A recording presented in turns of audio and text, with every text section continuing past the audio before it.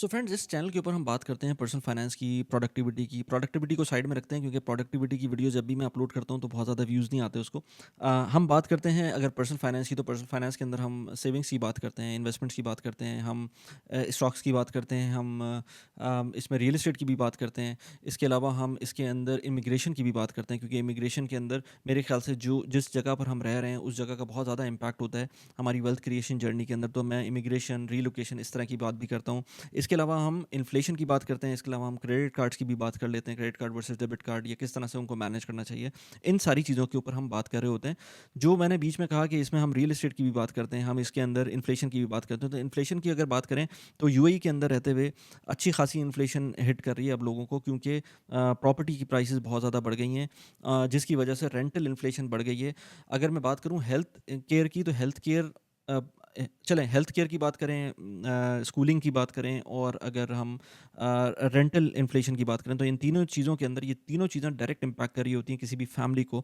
लेकिन अगर मैं किसी दो चीज़ों को पिक करूँ इसके अंदर, तो हेल्थ केयर तो बहुत इंपॉर्टेंट है क्योंकि वो तो किसी वक्त भी किसी को भी इम्पैक्ट कर सकती है। लेकिन स्कूलिंग क्योंकि सिर्फ और सिर्फ उन लोगों को इम्पैक्ट करती है जिनके बच्चे हों, जो कि स्कूल गोइंग हो। लेकिन जो रेंटल इन्फ्लेशन है या प्रॉपर्टी प्राइसेस हैं, ये डायरेक्ट हिट करती हैं हर बंदे को, क्योंकि चाहे वो बेड स्पेस में रह रहा हो, चाहे वो बड़े से बड़े घर में रह रहा हो, अपार्टमेंट में रह रहा हो, कहीं भी रह रहा हो, उसको जो रेंटल इन्फ्लेशन है वो हिट करती है वन वे और दी अदर। लेकिन इसके मिटिगेशन क्या है? इसकी मिटिगेशन इस तरह से है कि आपको हर सूरत में इन्वेस्टमेंट्स करनी चाहिए, क्योंकि अगर आपकी फिक्स्ड इनकम है और आगे आपको पता है कि उस तरह से इंक्रीमेंट्स नहीं आने, या एटलीस्ट जो आपकी इन्फ्लेशन है उसको बीट करते हुए आपके इंक्रीमेंट्स नहीं आने, तो आपको हर सूरत में इन्वेस्टमेंट्स करनी है ताकि वो कुछ कवर कुछ कुछ कवर आपको इन्वेस्टमेंट्स भी दे सकें जैसे जैसे इन्फ्लेशन बढ़ती है। लेट्स से किसी प्रॉपर्टी की बात करें, तो किसी घर में आप रह रहे हैं और मैंने कोविड से लेकर अब तक देखा है, तो कुछ कुछ कुछ अपार्टमेंट्स के अंदर, कुछ कुछ विलास के अंदर, कुछ कुछ प्रॉपर्टीज़ के अंदर ऑलमोस्ट 50-60% के करीब की रेंटल इन्फ्लेशन है। तो अगर इस लेवल की रेंटल इन्फ्लेशन आ गई है, तो ये डेफिनेटली, अगर आपने इसको प्लान नहीं किया हुआ है, तो आप अपनी जो नॉर्मल जॉब है उसके थ्रू तो कवर नहीं कर सकते अनलेस एंड अनटिल अपने आप को दूसरी जगहों से स्क्वीज़ करें। तो उसके लिए बेहतर ये है कि आपकी इन्वेस्टमेंट्स होनी चाहिए। अच्छा, इन्वेस्टमेंट्स के अंदर और अगर आप रेंटल के हिसाब से इन्वेस्टमेंट देख रहे हैं, तो why not to think about कि मैं कहीं ऐसी जगह पर इन्वेस्ट करूं जहां से मुझको रेंट मिलता रहे और मैं अपना रेंट पे ऑफ करता रहूं। और उसका रीज़न क्या है? अब इस तरफ आए ज़रा, ये आपको एक लेआउट नज़र आ रहा है 2 बेडरूम अपार्टमेंट का, दुबई के अंदर किसी जगह का मैंने एक लेआउट ले लिया है। इसकी कॉस्ट 2 बेडरूम के हिसाब से देखा जाए तो आज की मेरे ख्याल से ऑलमोस्ट 1 मिलियन दिरहम के करीब इसकी कॉस्ट होगी।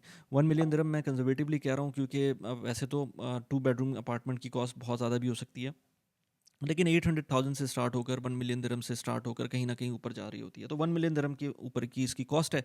ये आप अगर आपको लेना चाहेंगे तो आपको बैंक मॉर्गेज भी करना पड़ सकता है, या फिर आप कैश आपके पास अगर है 1 मिलियन दिरहम तो वेल एंड गुड। लेकिन अगर कैश नहीं है तो आपको इसको बैंक मॉर्गेज करना पड़ेगा, और अगर बैंक मॉर्गेज करते हैं तो आपको इसमें 250,000 दिरहम्स का ऑलमोस्ट आपके पास डाउन पेमेंट के लिए पैसे होने चाहिए। आई मीन 20% आपके पास प्लस 5 to 6% इसकी फ़ी होनी चाहिए। तो इस अपार्टमेंट को लेने के लिए आपके पास ऑलमोस्ट कोई 250 के दिरहम्स होने चाहिए, जबकि वो सबके पास नहीं हो सकते, या लोग हो सकता है अपनी किसी और जगह पे इन्वेस्ट कर सकते हैं। तो मैं ये कहता हूँ कि अगर आपके पास इस तरह की अमाउंट नहीं है और आप किसी प्रॉपर्टी में ज़बरदस्ती अपने आप को सिर्फ फंसा रहे हैं सिर्फ इस डर से कि यार ये प्रॉपर्टी प्राइसेस बढ़ जाएंगी आगे, तो why not to try this particular platform जो कि स्टेक का है। स्टेक का प्लेटफॉर्म बहुत अच्छा है। मैं अभी इसको पिछले ऑलमोस्ट कोई मैंने इसको 2 ढाई साल हो गए हैं इसको यूज़ करते हुए। मुझे रेंटल भी मिलता है इससे, मुझे कैपिटल एप्रिसिएशन भी मिल रही है मुझको इसमें। तो मेरी जो इन्वेस्टमेंट है इस वक्त करंटली कोई ऑलमोस्ट देखा जाए तो 5% इसके अंदर मुझको रिटर्न्स दे रहा है एनुअली। ये एनुअल की बात हो रही है, 5% एनुअली रिटर्न मिल रहा है मुझको। और इस रिटर्न के अंदर मुझको बेसिकली जो रेंटल है उसकी कुछ पार्ट मिलता है। वो पार्ट कैसे हो रहा होता है? अगर ये पूरा अपार्टमेंट 1 मिलियन दिरहम्स का है और मैं चाह रहा हूँ कि इसके अंदर से ऑलमोस्ट 5% का मैं लेट से 6% कर लेते हैं, क्योंकि थोड़ा सा 5% ऊपर भी लिखा हुआ है, तो 6% का मैं इसके अंदर स्टेक लेना चाहता हूँ। तो 6% का स्टेक लेने के लिए मुझको करना ये होगा कि I would buy a part of this property. Let's say मैं इस पार्ट का ये ले लेता हूँ, ये 6%। आई डोंट नो कि ये इतना फील हो रहा है कि ये 6% है, लेकिन ये 6% का एक मैंने इसके अंदर शेयर ले लिया। अब इस 1 मिलियन दिरहम की प्रॉपर्टी का जो भी रेंटल आ रहा है साल का, डिवाइडेड बाय 12 जो कि महीने का बन जाता है, उस उसका जो भी परसेंटेज आ रहा है वो मुझको अब मेरे जितना मैंने उसके अंदर कंट्रीब्यूट किया हुआ है उसके हिसाब से मुझको पैसे मिलना शुरू हो जाएंगे। और ये चीज़ मैं देख रहा हूँ कि इस वक्त 5% के करीब मुझको मिल रही है, यानी कि 5% के करीब मुझको साल की बेसिस के ऊपर इसका रेंटल रिटर्न मिल रहा है जितनी भी मैंने इन्वेस्टमेंट की हुई है। अब 5% कुछ लोग कहेंगे कि ज़्यादा नहीं है, और मेरे ख्याल से वाकई ज़्यादा नहीं है, लेकिन क्योंकि दुबई की प्रॉपर्टीज़ इस वक्त जो प्राइसेस हैं वो इंक्रीज़ कर रही हैं, और उसके हिसाब से जब ये एग्ज़िट का टाइम आएगा उस टाइम पर होपफुली इसकी प्राइसेस बढ़ चुकी होंगी, और जब ये प्राइसेस बढ़ चुकी होंगी तो उस टाइम पर आपको इम्पैक्ट नज़र आएगा। और 5% जो रेंटल था वो तो आपको ड्यूरिंग दिस होल पीरियड मिला, लेकिन उसके बाद आपको इवेंचुअली जब ये सेल ऑफ होगी प्रॉपर्टी तो उस टाइम पर आपको इसकी बाकी के पैसे जो अप्रिसिएशन के साथ हैं वो मिलेंगे। तो कुछ इसके अंदर कैविएट्स हैं, जैसे स्टेक, इस अगर आप स्टेक के थ्रू इन्वेस्ट करते हैं, कुछ पार्ट अपना लेते हैं दुबई की प्रॉपर्टीज़ के अंदर, तो जब सेल ऑफ होता है आपका या एग्जिट होती है कोई प्रॉपर्टी और उसके अंदर कोई प्रॉफिट हो रहा होता है, तो उसके अंदर से 6 या 7% कोई ऐसी वैल्यू है जो कि स्टेक भी रखती है। आपने फ़र्ज़ करें 1 मिलियन दिरहम की प्रॉपर्टी के अंदर इन्वेस्ट किया जो कि 1.2 मिलियन दिरहम्स की हो गई। अब ये जो 2 लाख दिरहम है, इस 2 लाख दिरहम पे 7% अगर स्टेक ले लेता है, आई डोंट रिमेंबर 7% है या 6% है, ऐसी कुछ है, 6% या 7% है, वो आप जाके देख सकते हैं या मैं इसमें नीचे लगा दूंगा। तो 6% 7% जो भी है जो स्टेक उसके अंदर पार्ट ले रहा है, तो अगर 6% ले रहा है तो 12,000 दिरहम स्टेक ले रहा है। अब स्टेक ले रहा है का मतलब ये है कि स्टेक के पास इसका प्रॉफिट का जो ये पार्ट था ये चला गया, बाकी का जो प्रॉफिट का पार्ट है यानी कि ऑलमोस्ट कोई 94% वो जो स्टेक होल्डर्स हैं बाकी सब में डिवाइड हो जाएगा। अगर आपके स्टेक इसके अंदर 10% का था तो उसी प्रोपोर्शन से आपको उसका स्टेक मिल जाएगा at the time of exit. लेकिन इसमें इंपॉर्टेंट चीज़ ये है कि आप ये देख लें कि ये प्लेटफॉर्म कोई आप स्टॉक्स को जिस तरह से एक्सचेंज करते हैं वो उस तरह का प्लेटफॉर्म नहीं है। इसके अंदर आपको रेगुलर बेसिस के ऊपर ट्रेडिंग आप नहीं कर सकते अपने शेयर्स की। तो कि अगर आप आज चाहें कि आप अपना शेयर बेच दें तो वो आप इस तरह से इसलिए नहीं कर सकते क्योंकि ये एक रेगुलेटेड प्लेटफॉर्म है। रेगुलेशन से मुझको याद आया, अभी मैं इसकी ऐप पे मैंने जैसे ही लॉगिन किया तो मुझे नज़र आया कि ये शरिया कंप्लाइंट का स्टेटस भी मिल गया। ऑल्दो कि मुझे पता था, मुझे आइडिया था कि जिस तरह से ये लोग काम कर रहे हैं वो ऑलरेडी जितनी भी प्रॉपर्टीज़ इन्होंने बाई की हुई हैं पहले वो शरिया कंप्लाइंट ही होंगी। लेकिन ये रीइटरेशन मिली है डीएफएसए से और डीआईएफसी से, क्योंकि अब उन्होंने कंफर्म कर दिया है। इससे पहले इनका कोई शरिया बोर्ड था जो उन्होंने कंफर्म किया हुआ था, लेकिन अब क्योंकि डीआईएफसी जो कि रेगुलेटर है उसने भी कंफर्म कर दिया है कि स्टेक के अंदर जो इन्वेस्टमेंट्स हैं वो शरिया कंप्लाइंट है। तो आपको जो बैंक की तरफ जाना होता है और जो लोग सोचते हैं कि बैंक की तरफ जाने में वो थोड़ा सा उनको प्रॉब्लम होती है, उसके पॉइंट ऑफ व्यू से शरिया कंप्लायंस एक इम्पॉर्टेंट फैक्टर है, वो भी आ गया है। तो रेगुलेटेड है। अच्छा, इसके अंदर जो रेगुलेशन है वो बड़ी ही फूल प्रूफ है, क्योंकि इसके अंदर होता यह है कि जब आप इन्वेस्टमेंट करते हैं तो आपका नाम आपको डीआईएफसी के पब्लिक रजिस्टर में नज़र आता है। होता यह है कि ये स्टेक ऑन बिहाफ एक एसपीवी क्रिएट करता है। एसपीवी का मतलब है स्पेशल पर्पस व्हीकल। वो जब क्रिएट होती है उसके बाद उस एसपीवी का नंबर जो है वो आपकी टाइटल डीड के अंदर लिखा हुआ आएगा, और वो जो टाइटल डीड का जो एसपीवी का नंबर है वो चीज़ अगर आप सर्च करेंगे डीआईएफसी के पब्लिक रजिस्टर के अंदर तो गवर्नमेंट की वेबसाइट के ऊपर आपको आपका अपना नाम भी नज़र आएगा, क्योंकि आपने इस प्रॉपर्टी के अंदर स्टेक बाय किया हुआ है। इस वजह से अगर आप सोचें कि ये पूरा सिनेरियो बनता है, ये पूरा एक सिस्टम बनता है, तो उसके बाद अगर आप ये सोचें कि मुझे हर रोज़, हर 10 दिन बाद, हर 20 दिन बाद मुझे ये ट्रेडिंग करनी है, तो ये चीज़ काफ़ी मुश्किल हो जाती है, क्योंकि इस चीज़ के अंदर रिकॉर्ड कीपिंग काफ़ी ज़्यादा ज़्यादा हो रही होती है। तो इसलिए इसके अंदर आप ये नहीं कर सकते कि कॉन्स्टेंटली बाइंग एंड सेलिंग करें।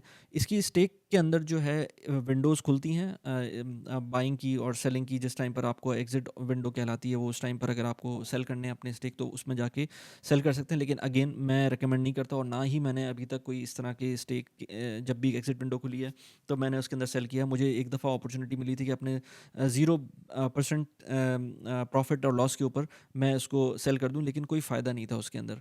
तो क्योंकि ये जितने भी पैसे मैंने इन्वेस्ट किए हैं स्टेक के अंदर वो उतने पैसे होते हैं जब मैं इसके अंदर अगर लॉन्ग टर्म में रहूं तो ज़्यादा बेहतर है। अच्छा, कितने पैसे इन्वेस्ट किए मैं तो मैंने पहले ही बताया हुआ है, ऑलमोस्ट 44,000 दिरहम्स के करीब की इन्वेस्टमेंट थी। आज उसको देखा जाए तो बढ़ गई है, क्योंकि वो जब मैं उसके अंदर उसकी इवैल्यूएशन के हिसाब से देखता हूँ तो हर 6 मंथ्स के बाद जो इवैल्यूएशन होती है उसके हिसाब से प्रॉपर्टी प्राइसेस 46-47,000 के करीब हो गई हैं अब। तो जो टोटल पोर्टफोलियो साइज़ है वो बढ़ गया है, प्लस ये कि हर महीने का मुझको रेंटल रिटर्न मिल रहा है। इसके अंदर एक और इम्पॉर्टेंट चीज़ ये कि ये बिल्कुल भी सर का दर्द नहीं है। ये इन्वेस्टमेंट इसके अंदर मुझे ये सोचना भी नहीं पड़ता कि मेरे कौन से टेनेंट्स रह रहे हैं मेरे अपार्टमेंट में, कोई मेंटेनेंस का काम आ गया है, कुछ हो गया है। इस तरह की प्रॉब्लम्स जो नॉर्मल लैंडलॉर्ड्स हैं उनको बहुत ज़्यादा फेस करनी पड़ती हैं, कोई मैनेजर्स रखने पड़ते हैं, उनकी कॉस्ट आती है। तो ये सारी चीज़ें स्टेक के थ्रू मैनेज हो जाती हैं। आपके जितने भी रेंटल्स हैं, आपको आपका रेंटल हर महीने के एंड की जो जो थर्सडे होता है उस दिन आपको मिल जाता है। तो you are good to go in that sense. इसके अंदर एक और पॉइंट, लास्ट वीडियो के अंदर किसी ने पूछा था मुझसे कमेंट के अंदर कि इसके जो प्रॉफिट्स हैं वो रिपैट्रिएट कैसे होते हैं। तो प्रॉफिट इसमें जो भी रेंटल मिल रहा होता है वो आपके वॉलेट में जाता है, और वॉलेट के थ्रू आप उसको अपने, अगर यूएई के अंदर है तो इवन 1 दिरहम 2 दिरहम जितने भी अगर उसके अंदर वॉलेट के अंदर पैसे हैं तो वो आप निकलवा सकते हैं विदाउट एनी कॉस्ट। प्लस ये कि अगर आप यूएई से बाहर हैं तो अच्छी बात यह है कि without any extra additional cost आप यूएई से बाहर रहते हुए भी अपने प्रॉफिट्स को रिपैट्रिएट कर सकते हैं। उसमें 100 दिरहम्स का मैक्सिमम एक लिमिट, मिनिमम लिमिट दी हुई है, जिससे नीचे आप अपने प्रॉफिट्स को रिपैट्रिएट नहीं कर सकते। उससे ऊपर के वैल्यूज़ को रिपैट्रिएट कर सकते हैं। तो 100 दिरहम से ऊपर के प्रॉफिट को without any incurring any additional charges आप रिपैट्रिएट कर सकते हैं। उसमें एक पॉइंट ये है कि कभी-कभी, क्योंकि जब भी मैं इसमें और भी मल्टीपल टाइम्स बात कर चुका हूँ कि जब आप इंटरनेशनल ट्रांज़ैक्शंस करते हैं तो उसमें मल्टीपल चार्जेस लग सकते हैं, जिसके अंदर एक तो ये होता है कि जो जो पार्टी आपको भेज रही है उसका बैंक चार्ज कर सकता है। एक बीच में इंटरमीडिएट कोई बैंक हो, अगर वो का चार्ज करे तो वो एक अलग बात है। और तीसरा आपका अपना जो रिसीविंग बैंक है वो चार्ज कर सकता है, जो फ़ीस की बात हो रही है। लेकिन अगर मैं ओवरऑल बात करूँ तो स्टेक का जो मुझको फीडबैक अभी तक मिला है, जो जिन लोगों ने इंटरनेशनली रिपैट्रिएट किए हैं पैसे, चाहे वो कनाडा में हों, चाहे वो यूके में हों, तो उनको चार्जेस नहीं पड़े हैं। कुछ केसेस के अंदर इंटरमीडिएट बैंक ने चार्जेस लगाए थे, तो वो out of beyond the control of stake है। तो मैं इसलिए कहता हूँ लोगों को कि अपने जो इन्वेस्टमेंट्स हैं उसके रिपैट्रिएशन, अगर आप यूएई के अंदर रहते हैं तो बहुत आसान है। अगर आप यूएई से बाहर है तो एक दफ़ा ज़रूर ट्राई करें अपने बैंक के थ्रू। अगर कोई चार्ज लग रहा है तो अपने बैंक से बात करें। स्टेक की तरफ से एटलीस्ट मुझे पता है कि कोई उनकी तरफ से चार्ज एक्स्ट्रा नहीं लगता है। अच्छा, एक मज़े की चीज़ तो मैं बताना भूल ही गया, इसके अंदर आपको स्टेक के अंदर अगर आप इन्वेस्ट करते हैं तो 200 दिरहम्स का रेफरल बोनस मिल सकता है अगर मेरे लिंक को यूज़ करते हुए आप अपना अकाउंट खोलेंगे और पैसे ट्रांसफ़र करेंगे। तो मेरा जो रेफरल लिंक है वो आपको डिस्क्रिप्शन में मिल जाएगा। Do check that out. मैं पर्सनल फाइनेंस पे वीडियोज़ बनाता हूँ, पॉडकास्ट भी करता हूँ। पॉडकास्ट मैंने अभी की थी कुछ दिनों पहले, जिसके अंदर मैंने बात की थी नदीम साहब से। नदीम साहब सऊदी में होते हैं। सऊदी में अपना एक फ़ाइनेंस का कोर्स भी लॉन्च कर रहे हैं वो। यहाँ पर उस पॉडकास्ट का लिंक लगा दिया। बहुत ही इंसाइटफुल पॉडकास्ट थी, मुझे बहुत मज़ा आया था उसके अंदर, उस पॉडकास्ट के अंदर। इसके अलावा एक बहुत ही इंसाइटफुल पॉडकास्ट थी तैयब हनीफ़ के साथ, यहाँ पर उस वीडियो का लिंक लगा दिया है। उसके अंदर हमने बात की थी किस तरह से तैयब हनीफ़ ने $1 मिलियन की इनकम स्ट्रीम जनरेट की थी जस्ट थ्रू हिज जॉब। उसको जाके देख सकते हैं। कैसी लगी वीडियो प्लीज़ मुझे बताइएगा। Thanks for watching the video. Bye bye.